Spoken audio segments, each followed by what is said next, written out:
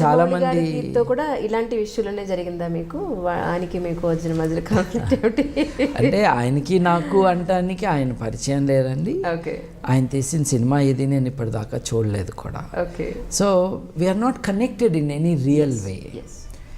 కాకపోతే బాహుబలి బిల్డప్ ఏదైతే జరిగిందో అప్పుడు ఒక జర్నలిస్ట్ ఇంగ్లీష్లో sir are you an atheist అంటే ఎస్ ఐఎమ్ ఎన్ ఏథిస్ట్ ఆయన అంటము. అది 2-3 సార్లు చూడటము. ఓ ఇంట్రెస్టింగ్ అనుకున్నాను. Nothing more. ఒక వ్యక్తి నేను నాస్తికుడినంటే ఈయన మనవాడే అని నేను కావిలించుకునే మతతత్వపు భావన నాకు లేవు. అది మతంలో ఉంటుంది. ఈయన నా కులం అనో, ఈయన నా మతం అనో, నా నాస్తికుడనో. అందరూ different conclusions in life. So నేను 3 రోజుల తర్వాత 4 రోజుల తర్వాత ఆయన గుడికి వెళ్ళిన ఫొటోస్ చూశాను. ఫొటోసే కాకుండా వీడియో క్లిప్పింగ్ కూడా ఎవరో పంపించారు. నాకు కొంచెం చిరాకేసి. ఆయన గుడికి వెళ్ళినందుకు చిరాకేలా, అది ఆయన హక్కు. ఆయన గర్వ్ సే కహో హమ్ హిందూ హై అని ఆయన అంటే నాకేం అభ్యంతరం లేదు. నాకు ఎట్లా ఉంటుంది అభ్యంతరం? నేను ఎవరిని అభ్యంతరం పెట్టడానికి? It is his freedom of worship and religion and belief and so on. నాకు చిరాకు ఎందుకు వేసిందంటే నువ్వు 3 రోజుల క్రితం నాస్తికుడిని అన్నావు అని, అంటే నాలాంటి వాళ్ళని బద్నాం చేస్తున్నావు నువ్వు అని. ఇప్పుడు రేపు నన్ను అంటారుగా నువ్వు నాస్తికుడిని అంటున్నావు, నువ్వు గుడికి వెళ్తావా అని అడుగుతారు. అందుకని నాకు అబ్జెక్షన్ అనమాట. Okay. So you be true to the definition of the word. నేనున్నాను, నిజానికి నేను గుడికి వెళ్తాను, ప్రార్థనకు కాదు. ఆ గుడిలో సౌందర్యాన్ని చూడటానికి, శిల్పకళా సౌందర్యాన్ని. నేను తిరిగినన్ని మసీదులు, చర్చిలు, గుళ్ళు, దేవుడి మీద నమ్మకం ఉన్న వాళ్ళు కూడా తిరిగి ఉండకపోవచ్చు. నేను నిజంగా ఎగ్జాజరేషన్ కాదు. ఎక్కడైనా ఒక ఏన్షియంట్ స్ట్రక్చర్, మాన్యుమెంట్, ఆర్ట్ అది ఉంటే నేను వెళ్తాను చూడటానికి, ఆస్వాదించటానికి, అబ్బురపడటానికి. See, religious belief and other beliefs have had such power on human creativity and skill that it developed these marvelous examples of what the human is capable of. ఇదంతా మన వారసత్వమే. So we must celebrate it. కొబ్బరికాయ కొట్టను, పూజ చేయను అనేది తప్పిస్తే ఎక్కడైనా హిందువులకు మాత్రమే ప్రవేశం అంటే నేను లోపలికి వెళ్ళను. I remain out side. I'm a visitor, I'm a guest. Okay. ఎంతవరకు ఆ రూల్ పర్మిట్ చేస్తుందో అంతవరకు వెళ్ళటానికి నాకు కుతూహలం, ఉత్సాహం ఉంది. ఇప్పుడు సోమనాథ్ దేవాలయం దగ్గర నుంచి అన్ని దేవాలయాలకి నేను వెళ్ళాను. సార్, అయ్యప్ప స్వామి దేవాలయానికి వచ్చి ఒకానొకప్పుడు, అంటే ఈ మీడియా ఇంత ప్రోపగండా చెయ్యని రోజుల్లో, ఒక 20 ఏళ్ల క్రితం మాట, నిజంగానే అయ్యప్ప స్వామి ఆ జ్యోతి అలా ఆకాశంలో ఎవరూ పంపించకుండా దానంతటా అదే వస్తుందని ఒక గుడ్డి నమ్మకం అనండి, లేదంటే అలా ప్రచారం జరిగిందనండి. చాలామంది ఆ జ్యోతి చూడడానికే వెళ్ళేవారు. కరెక్ట్గా చెప్పాలి, అది జ్యోతి అందరికీ కనిపించదు, అది కొంతమందికి కనిపిస్తుంది, నియమనిష్టలతో వాళ్ళకి కనపడుతుందని కూడా చెప్తూ ఉండేవాళ్ళు. తర్వాత ఇది మనుషులు పెట్టేదే, ఈ మూల నుంచి ఆ మూలకి పంపించేది మనిషి ద్వారానే ఆ జ్యోతి అలా వెలుగుతుంది, ఒక మనిషే పంపిస్తాడు, మనిషే తీసేస్తాడనే విషయం తర్వాత తెలిసింది. ఈ విషయంలో నిజంగానే మనిషి పంపిస్తారంటే మీ వాదన ఏంటి ఇందులో? యాక్చువల్లీ ఈ గుడితో ఒకటి కంప్లీట్ చేసేద్దామండి. ఇప్పుడు నేను గుడికి వెళ్తాను, నేను అదే అంటున్నాను. I go there to admire what is there. Rajamouli garu చొక్కా తీసేసి వస్త్రం కప్పుకుని లాంఛనాలతో గుడిలోకి వెళ్ళారు, అంటే ప్రార్థన చేయటానికి వెళ్ళారు. అలాంటప్పుడు నాస్తికుడిని అని చెప్పుకోవద్దు అని నేను అంటున్నాను. ఎందుకు అని అంటే మాలాంటి వాళ్ళకి అపవాదం వస్తుంది. ఇప్పుడు మేము వెళ్ళాం కదా, ప్రార్థన చేయటానికి వెళ్ళాం కదా. ఇప్పుడు నేను వాస్తుని నమ్మను, మీరెవరు చూడనప్పుడు నేను వాస్తు పండితుడికి డబ్బులు ఇచ్చి నేను చేస్తే నేను అన్నదానికి వాల్యూ ఉండదు కదా. అట్లానే ఇది బాగాలేదు, ఇది పద్ధతి కాదు అని చెప్పటం అనమాట. Beyond that nothing else. ఆయన అయన్ ర్యాండ్ ఫాలోవర్ని, I'm very influence by her అని కూడా అన్నారు. మరి అయన్ ర్యాండ్ ఏమో స్ట్రాంగ్ ఎథిస్ట్. ఆవిడ సోషల్ ఫిలాసఫీ ఏమైనా కావచ్చు, షీఈ్ ఎ స్ట్రాంగ్ ఎథిస్ట్. మరి నేను ఎథిస్ట్ అంటున్నారు, అలాగే అయన్ ర్యాండ్ ఈజ్ ఇన్ఫ్లుయెన్షియల్ అని అంటున్నారు. మరి మీరు ఇలా చేయటం బాగాలేదు అన్నది నా పేచీ. పేచి అంటే. ఆయన ఎవరో నాకు తెలియదు, నేను చెప్తున్నా ఆయన వింటాడో కూడా తెలియదు, ఆయన దాకా వెళ్ళేది అవకాశం కూడా ఉండకపోవచ్చు. But this is my stance. ఆయనకి చెప్పట్లా, పబ్లిక్కి చెప్తున్నా. నేను అటువంటి నాస్తికుడిని కాదు. నేను గుడికి వెళ్తే మీకు ఎప్పుడైనా నేను కనిపిస్తే నేను పూజ చేయటానికి కాదు అక్కడికి వెళ్ళింది అని ఆ మాట చెప్పటానికి. కాకపోతే అయ్యప్ప స్వామి విషయంలో ఆల్రెడీ మీడియా అంతా చూపించేసింది కదా, సో కొత్తగా మనం చెప్పేది ఏం లేదు. సో ఒరిజినల్గా మనిషి ప్రవేశపెట్టేది అది దీపం అనేది, అంతేనండి? అంతే కదా. రెండింటిని చూడటానికి వెళ్తారు. ఒకటేమో ఎలక్ట్రిసిటీ డిపార్ట్మెంటు వెలిగించేది. ఎలక్ట్రిసిటీ డిపార్ట్మెంట్ ఇలా చేస్తుంది అని చీఫ్ మినిస్టర్ గారు అసెంబ్లీలో చెప్పారు. కొత్తగా నేను చెప్పేది ఏంటి? అవునండి, అవును. So that is done. రెండో వెలుగు ఏదైతే ఉందో నక్షత్రం. నక్షత్రం అన్నది ఎక్కడి నుంచే నాకు అనిపిస్తుంది. మీరు కేరళ వెళ్ళక్కర్లా. ఆ నక్షత్రం ఎలక్ట్రిసిటీ డిపార్ట్మెంట్ పెట్టే మంట చూడటానికి అక్కడికి వెళ్ళాలి. కానీ రెండో వెలుగు ఏదైతే ఉందో అది నక్షత్రం. నక్షత్రం యొక్క గొప్పతనం ఏంటంటే భూమి మీద ఎక్కడి నుంచి చూసినా కనిపిస్తుంది, ఎటు చూడాలో తెలవాలంతే. బట్ నమ్మకం ఉన్న వాళ్ళు వెళ్తారు. The general discussion about Ayyappa temple, Ayyappa temples చాలా ఉన్నాయి. ఈ ఒక్క టెంపుల్కి ఆడవాళ్ళని రానియట్లేదు. మిగతా అయ్యప్ప స్వామి టెంపుల్స్కి ఆడవాళ్ళు వెళ్తున్నారు, రాణిస్తున్నారంటారా? Yeah, for always. So point to note here is Shani Singanapur ఆలయం లాగానే అన్ని హిందూ దేవాలయాలు ఆడవాళ్ళకి నిషేధం లేదండి, కొన్ని దేవాలయాల్లోనే ఉంది. ఈ నిర్ణయం టెంపుల్ బోర్డు తీసుకుంటున్న నిర్ణయం. సో టెంపుల్ బోర్డులో మగవాళ్ళే ఉన్నారు కాబట్టి ఇటువంటి నిర్ణయం తీసుకుంటున్నారు. వేరే అయ్యప్ప స్వామి టెంపుల్కి ఆడవాళ్ళని రాణిస్తున్నారు కేరళలోనే. అట్లాగే వేరే హిందూ టెంపుల్స్కి రాణిస్తారు. మీరు తిరుపతి వెళ్తే రాణిస్తారు కదా. సో అక్కడికి దేవుణ్ణి చూసుకోవటానికి నన్ను రానిచ్చినప్పుడు ఇక్కడ ఎందుకు ఆపుతున్నారు అనే కదా. దేశాయి గారు లేడీ, ఆవిడ ఫుల్ పేరు మర్చిపోయాను నేను. ఆవిడ యాజిటేషన్ అంతా అంతే కదా. నేను హిందువుని, ఈ దేవుడు నా దేవుడు, నన్ను వెళ్ళనివ్వండి. ఆవిడ అడిగింది అది. డిస్క్రిమినేషన్ అన్నది సమాజంలో వైడ్ స్ప్రెడ్గా ఉంది. టెంపుల్లో కూడా దాన్ని తీసుకురావటాన్ని ఆపాలి. ఆపిన మేరకు ఆ మతం మానవీకరణ చెందుతుంది. It becomes more human.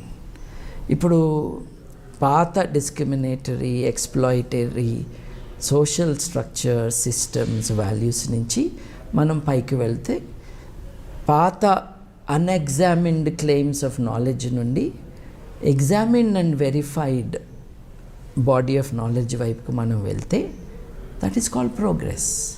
ప్రగతి అంటే ఏమిటి? ఆధునిక విజ్ఞానానికి, ఆధునిక విలువలకి మన జీవితాన్ని, మన నమ్మకాల్ని, మన భావనని అనుసంధానం చేసుకోవటం. Progress is simply that. సత్యాన్వేషణ అంటే ఏమిటి? ఇప్పుడు మనం సత్యం అని మాట్లాడుతూ ఉంటాము, అందరికీ కదా ట్రూత్ కావాలి అని. ట్రూత్ అన్నది వాస్తవానికి సంబంధించింది. It's not a metaphysical concept. దానికి రకరకాల రంగులు పూసి దాన్ని ఇమాజిన్ చేసుకోవాల్సిన అవసరం లేదు. Truth is a content of knowledge అని చెప్పాడు ఎంఎన్ రాయ్ గారు. It is a content of knowledge. ఆ నాలెడ్జ్ ఎలా వస్తుంది? సైంటిఫిక్ మెథడ్లో వస్తుంది. ఊహతో మొదలైనా కూడా అది వెరిఫై చేసి ఫ్యాక్ట్గా ఎస్టాబ్లిష్ కావటానికి ఒక మెథడ్ ఉంటుంది. ఈ మెథడ్ని ఇదంతా మనం ఫాలో అయితే మానవ హక్కులే మన మోడర్న్ నైతికత. సైన్సే మనల్ని సత్యం దగ్గరికి తీసుకెళ్ళేది. నీ సైన్స్కి అన్నీ తెలుసా? నీ సైన్స్ చచ్చిపోయిన మనిషిని బతికిస్తుందా అని ప్రశ్న వేస్తారు. సరే, మతంతో బతికించు. ఇంతమంది చచ్చిపోతున్నారు కదా, రోజుకి 1,00,000 మంది చచ్చిపోతున్నారు కదా ప్రపంచం అంతా. మతంతో ఒకరిని బతికించు అంటే ఇది ఒక మీనింగ్లెస్ ఆర్గ్యుమెంట్. నీ సైన్స్ బతికిస్తుందా? చచ్చిన మనిషిని సైన్స్ బతికించదు, కానీ చచ్చిపోతున్న మనిషిని చావకుండా కాపాడే అవకాశం సైన్స్కే ఉంది, మతానికి లేదు. ఈ డిస్టింక్షన్ అంటే మనం ఏది నమ్ముతున్నామో ఆ విషయాల పట్ల కొంత టైం ఇచ్చి ఆలోచన చేయటం అన్నది మనం చేయట్లేదు. నేను ఒకటే అంటాను, నువ్వు ఏ ఛాలెంజ్ అయితే సైన్స్కి ఇస్తున్నావో నీ మతానికి, నీ దేవుడికి ఇవ్వు. They will also not be successful. That is the point. మనిషి చాలా గొప్పవాడు. మనిషి ఏం అచీవ్ చేశాడు అని అంటే ఒకసారి మన చుట్టూ చూసుకుంటేనే తెలిసిపోతుంది. ఈ గొప్పగా ఎదిగిన మనిషి ఇంకా పైకి వెళ్ళాలి అని అంటే ఎక్కడెక్కడ అడ్డంకులు ఉన్నాయో చూసుకుని ఆ అడ్డంకుల్ని మనం in a friendly way can we resolve it, చిక్కుముడిని కొంచెం లూజన్ చేయొచ్చా, can we go forward. That is a way of progress, that is a way of reform. Reform in social practice, reform in thinking as well. సత్యం అంటే జ్ఞానమే. ఆ జ్ఞానం మానవ విలువలకి అనుసంధానం చేయగలిగితే then you get a philosophy of life. That is మానవవాదం. మనిషి యొక్క వాదం మానవవాదం, దేవుని యొక్క వాదం మతం. నేనేదో పెద్ద కొత్తగా చెప్తుందేం కాదు. ఇదొక పెద్ద భావ పరంపర. ఇది గ్రీస్లో కానీ భారతదేశంలో కానీ ఇది ఎప్పుడో కొన్ని వేల సంవత్సరాల నుండి వస్తున్న భావ పరంపర. అది మన హెరిటేజ్, మన వారసత్వం. ఇది human centred way of thinking and action and social institutions built around the human. అంటే ఇదేంటి, మీకు నాస్తిక సొసైటీ కావాలా అని కొంతమంది సడన్గా అడిగేస్తారనమాట. అంటే వాళ్ళకి భయం వేసింది నేను చెప్పింది. మానవ హక్కులు లేనిది మానవవాదం లేదు. నువ్వేమి నమ్ముతావో చెప్పేది మానవవాదం కాదు. నీకు నువ్వు ఆలోచించుకోమని చెప్పి దానికి స్వేచ్ఛ కావాలని చెప్పేదే మానవవాదం. ఇప్పుడు ఎంతసేపు మానవవాదులను చంపుతున్నారే కానీ మానవవాదులు ఎవరిని చంపట్లేదే. అంటే వీళ్ళేదో కట్టడి చేస్తున్నారు, వీళ్ళకేదో నియంతృత్వం కావాలని ఉంది అని అనుకుంటూ ఉంటారు. అంటే ఒక రకంగా వాళ్ళు అనుకున్న భయానికి కొన్ని బేసిస్ ఉన్నాయి. ఏమిటి అని అంటే కమ్యూనిస్టు నిరంకుశత్వ పాలన, కమ్యూనిస్టు నియంతృత్వం అన్నది ప్రపంచవ్యాప్తంగా మనం కొంతకాలం చూసాం. ఆ కమ్యూనిజం మానవవాదం కాదు, అదొక పొలిటికల్ ఐడియాలజీ. ఇప్పుడు వాళ్ళు నాస్తికులు అన్నమాట నిజము చాలా వరకు, కానీ వాళ్ళు మానవవాదులు కాదు. మార్క్స్ మానవవాది, కానీ కమ్యూనిస్ట్ పార్టీతో ఒక నియంతృత్వం తీసుకొచ్చి దాన్ని నడపాలి అని చేస్తున్న ప్రయత్నాలు మానవవాదంతో ఎలా పొసుగుతాయి? It's not linked at all. So ఆ confusion partly because they associate atheism with communism. Communism class divisions వాటి గురించి, అలాగే ఒక వర్కింగ్ క్లాస్ ఎట్లా అధికారంలోకి రావాలి, డిక్టేటర్షిప్ ఆఫ్ ప్రొలెటేరియట్ కావాలి అంటున్నారు, మళ్ళీ నియంతృత్వమే కావాలంటున్నారుగా. అదేలా? మానవవాదం స్వేచ్ఛ కావాలని అంటుంది. The method of humanism is the struggle of ideas, not of classes, not of castes either. It is about ideas. మానవ పురోగతి, మానవ ప్రగతి అన్నది భావాల సంఘర్షణ ద్వారా మనం పైకి వెళ్తాము అని చరిత్ర చెబుతుంది. అలాగే జరుగుతుంది కూడా. కమ్యూనిజం ఫెయిల్ అయింది ఎందుకు అంటే దాని థియరీలో పసలేదు కాబట్టి, వాస్తవానికి సంబంధం లేదు కాబట్టి, స్వేచ్ఛ మీద ఆధారపడి బిల్డ్ చేసిన సిస్టమ్ కాదు కాబట్టి. అందుకనే కమ్యూనిజంలో ద స్టేట్ విల్ విదర్ అవే అని అన్నారు. అంటే రాజ్యం వెళ్ళిపోతుంది అని. వెళ్ళలేదుగా, ఇంకా గట్టిగా ఉంది రాజ్యం. అసలు రాజ్యం వెళ్ళటం ఏంటి? ఎందుకు వెళ్ళాలి రాజ్యం? The state is a political organisation of society. అది లేకుండా ఎలా ఉంటాము? మీరు ఇందాక నన్ను అడిగారు చూడండి, రాజకీయాల పట్ల ఇంట్రెస్ట్ ఉందా అని. I'm interested in the politics of freedom, not in the politics of power. Politics of ఫ్రీడమ్లో the widest diffusion of the power of the state is important. అంటే మనిషి యొక్క సావరెనిటీ, సర్వసత్తాకత ఎలా ఉండాలి అంటే ఒక డైలీ కంటిన్యూవల్ రెఫరెండం లాంటి సిచ్యువేషన్ ఉండాలి. Everyone should decide. ఎందుకంటే నా తరపున ఇంకెవరో ఒక నిర్ణయం తీసుకుంటారు అని అంటే అది ఘోరం అయిపోతుంది. We should be able to exercise our sovereignty on a regular basis. స్విట్జర్లాండ్లో ఇంపార్టెంట్ థింగ్స్ అన్నీ కూడా ఒక రెఫరెండం ద్వారా జరుగుతాయి. మోడర్న్ టెక్నాలజీని హార్నెస్ చేసి ఒపీనియన్ పోల్ లాంటి డెసిషన్ మేకింగ్ కూడా చేయొచ్చు వాళ్ళ for that we need people to be educated in democratic values. మన సమాజంలో డెమోక్రాటిక్ వాల్యూస్ అన్నవి ఫర్మ్గా ఎస్టాబ్లిష్ కాలేదు. అవునండి. అందరు ఏమనుకుంటారు, డెమోక్రసీ అంటే మనం 5 ఏళ్ళకోసారో 4 ఏళ్ళకోసారో, అమెరికా అయితే ఎంతమంది ఉన్నారు ఈ సైడ్న, ఎంతమంది ఆ సైడ్ ఉన్నారు లెక్క పెట్టేస్తే డెమోక్రసీ అని. No, that is the mechanism of democracy. What is the essence of democracy? Essence of democracy is liberty, equality and human solidarity. ఒకప్పుడు ఫ్రెటర్నిటీ అనేవాళ్ళు, అంటే బ్రదర్హుడ్, మరి సిస్టర్హుడ్ లేదా? కాబట్టి solidarity of the humans. Okay.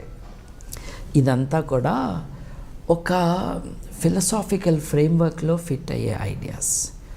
Science, rationalism, humanism and democracy belong together, bound by human values, leading to human solidarity. వీటిల్లో ఒకటే నాకు కావాలి మిగతాది వద్దు అని అనుకున్నప్పుడు ఇవాళ కన్ఫ్యూజన్స్ ఉంటాయి. ఇప్పుడు అన్నిటికంటే పెద్ద ప్రజాస్వామిక దేశం అని అంటున్నాము, మరి మనం హ్యూమన్ రైట్స్ ఇండెక్స్లో ఫస్ట్లో ఉండాలిగా. 146లో ఎందుకున్నాము, 150లో ఎందుకున్నాము, ఆఫ్ఘనిస్తాన్ పక్కన ఎందుకున్నాము?